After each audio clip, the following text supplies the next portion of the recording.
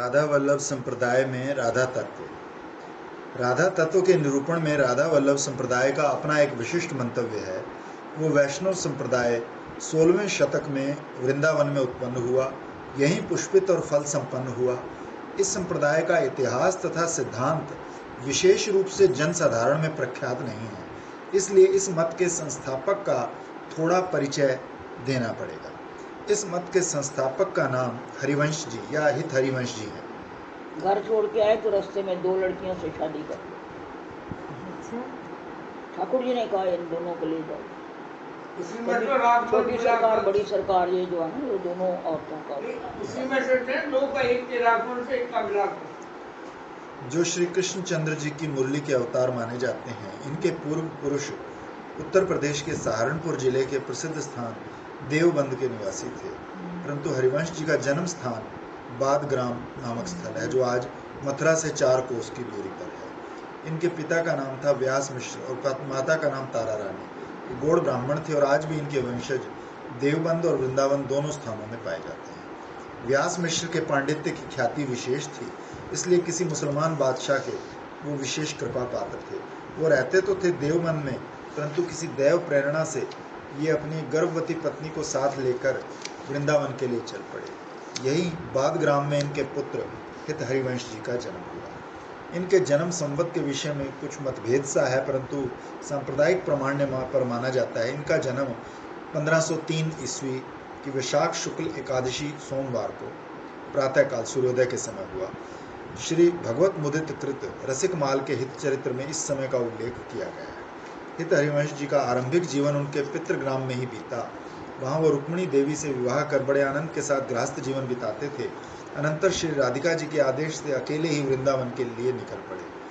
1534 ईस्वी की बात है, जब इनके पिता का वैकुंठवास हो गया था। राधा जी के ही आदेश से चिरथावल गांव के निवासी आत्मदेव नामक ब्राह्मण की 2 कन्याओं से इन्होंने विवाह किया तथा श्री कृष्णचंद्र की एक सुंदर मूर्ति भी इन्हें वहीं प्राप्त हुई। ये राधा वल्लभ जी का विग्रह था, जिसे हरिवंश जी ने मंदिर बनवाकर वृंदावन में स्थापित किया। 1535 ईस्वी में भगवत मुदित की सूचना के अनुसार इस मंदिर का प्रथम पट महोत्सव संपन्न हुआ।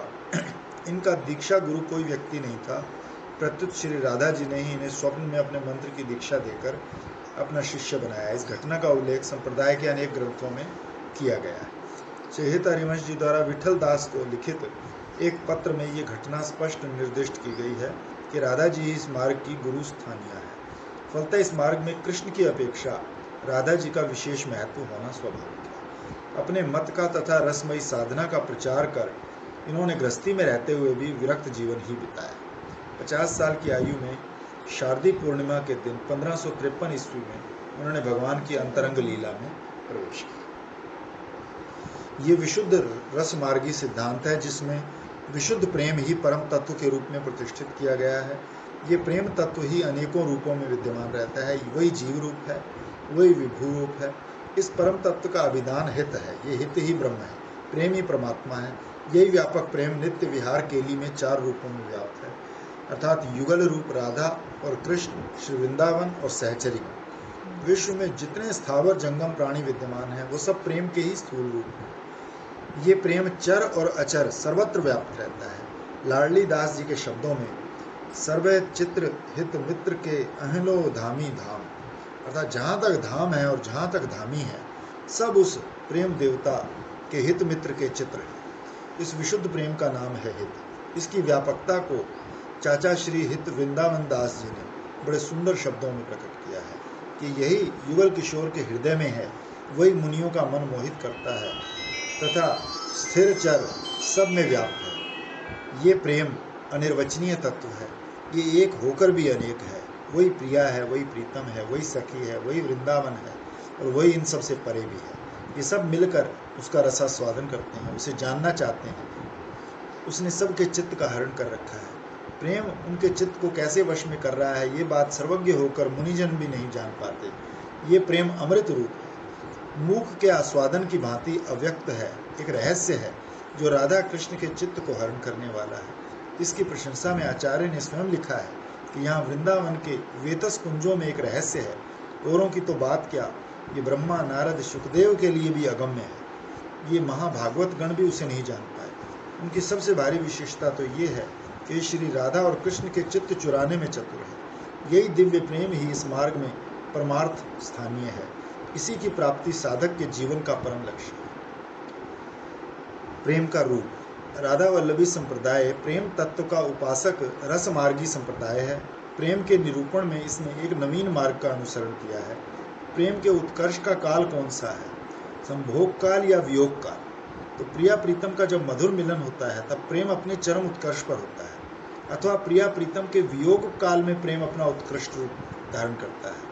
कोई साधक संयोग में चित्त की परम संतृप्ति की दशा में प्रेम का अतिशय मानते हैं, तो कतिपय साधकों की दृष्टि में विरह में प्रीतम के लिए नितांत व्याकुलता की दिशा में प्रेम का उत्कर्ष दृष्टिगोचर होता है।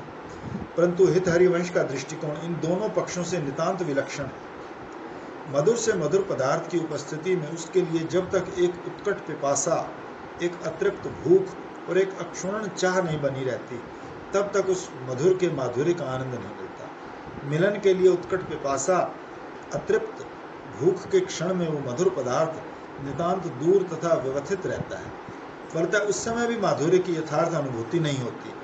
दोनों में नित्य मिलन में और नित्य विरह में माधुर्य के आनंद का सर्वथा अभाव रहता है। स्वकीया परकीया दोनों भाव अपूर्ण हैं। स्वकीया में मिलन है पर विरह नहीं, उधर परकीया में विरह है तो मिलन का पूर्ण सुख नहीं। इसलिए प्रेम राज्य में स्वकीया प्रक्रिया की भावना केवल एक देशीय तथा एकांगी भावनाएं हैं। प्रेम की पूर्णता तब होती है जब नित्य मिलन में भी विरह का सुख उपस्थित हो और विरह में भी नित्य मिलन का आनंद विद्यमान है। ये तो बस गौड़िया में ही है ना, गौड़िया भी स्वकीय प्रक्रिया हाँ। मानते हैं ना। मानते। ये तो है कि नित्य मिलन है तो विरह का भाव आ जाए। ऐसे तो हमारे भी निकुंजली वाला में ऐसा ही है। हाँ वही मैं कह रही हूँ गौड़िया में। श्री हरिवंश जी ने चक्री तथा सारस के प्रेम का प्रदर्शन कर स्वकीय प्रक्रिया उभय भाव की भर्त्सना की और नित्य महासंयोग में नित्य महावियोग अनुभूति वाली प्रेम विध के सिद्धांत को मान्य और आदर्श सिद्ध किया। प्रीतम से वियुक्त होने पर भी चक्री जीवित रहती है। ये बात सारस की दृष्टि में प्रेम की परम न्यूनता सूचित करती है। भला चकई में प्रेम की सारस तो जिंदा रहता है ना, चकवी मर जाती है, हमने देख लिया मरती। तो जो पिताजी प्रीतम जिस कोठी में रहते थे उसके सामने एक पहाड़ी थी, उसके ऊपर कोई चकवा चकवी रहते होंगे। एक मर गया तो दूसरा सारी रात क्रंदन करता करता सोएगा। कितना प्रेम है।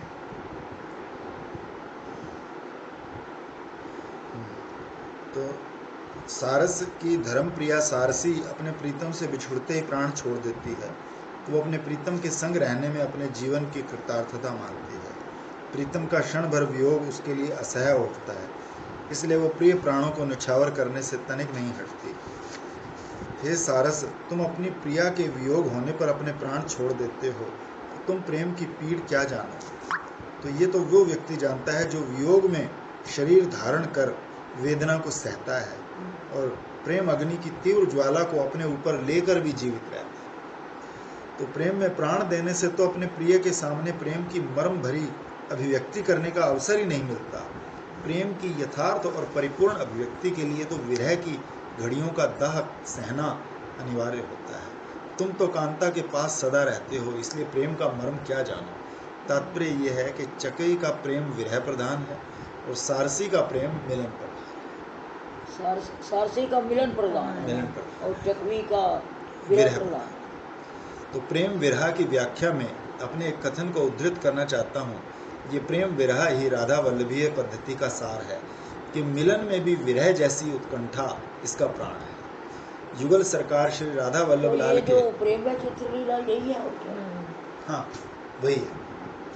मिलन में भी रहे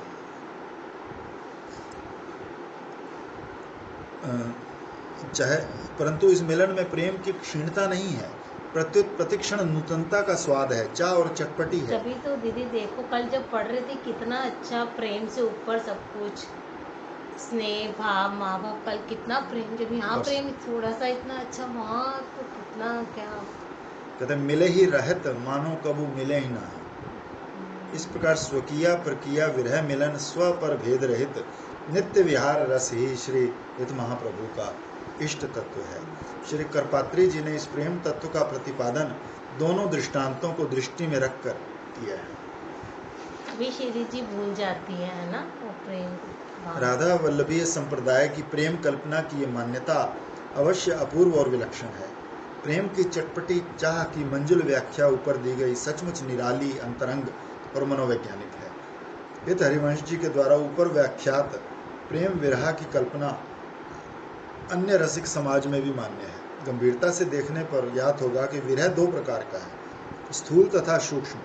स्थूल विरह मिलन के अनंतर होने वाली दशा है, जिसमें स्थान की विभिन्नता तथा पार्थक्य के कारण विरह का पार्थक्य बना रहता है। इस स्थूल विरह की स्वीकृति राधा वल्लभ संप्रदाय में महत्व नहीं रखती। सूक्ष्म विरह वो दशा है जिसमें प्रिया प्रीतम के मिलन होने पर भी, सहवास होने पर भी तन तथा मन की पृथकता के कारण परस्पर मिलन की गाढ़ उत्कंठा बलवती होती है और दोनों विरह के उत्ताप से अपने हृदय को संतप्त अनुभव करते हैं। रूप गोस्वामी इस भाव को प्रेम वैचित्य के नाम से वो मैंने कहा प्रेम वैचित्य। तो प्रेम के सन्निकर्ष होने पर भी प्रेम का उत्कर्ष होना स्वाभाविक होता है। उस समय विश्लेष की बुद्धि से जो हृदय में पीड़ा उत्पन्न होती है, वही प्रेम वैचित्य की संज्ञा पाती है। ये प्रेम वैचित्य ही ऊपर विख्यात प्रेम विरह का अभिव्यंजक तत्व है। इसके उदाहरण मध्य युगीय भक्त कवियों के काव्यों में विशेषता उपलब्ध होते हैं। रूप गोस्वामी ने इसके उदाहरण में ये पद्य दिया है, जिसमें कृष्ण के प्रत्यक्ष रहने पर भी राधा के हृदय की तड़पन, सखियों से कृष्ण से भेंट कराने की प्रार्थना, विरह की आरती इतनी अधिक दृष्टिगोचर होती है कि जिसे देखकर कृष्ण भी विस्मित हो जाते हैं।